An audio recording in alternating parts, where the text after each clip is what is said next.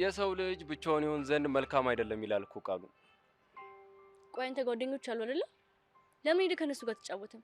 ምን ሴት ስራ ያመጣምጣል? ከሴት ስለተወለድኩ ይመስለኛል።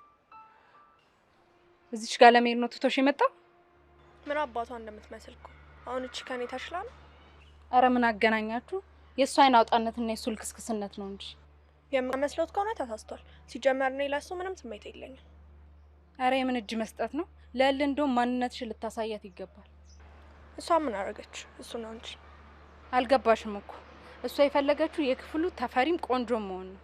አረ ማንነታችንን ማን እናሳያታለን? እና እዚህ ትምህርት ቤት ብዙ ማታውቂያቸው ነገሮች ስላሉ ስለነሱ ልረዳሽ ስለፈለኩ ነው እንጂ በሌላ ነገር ባታሰቢብኝ ደስ ይለኛል። ሰው በቃ ብቻው መቀመጥ አይችልማ።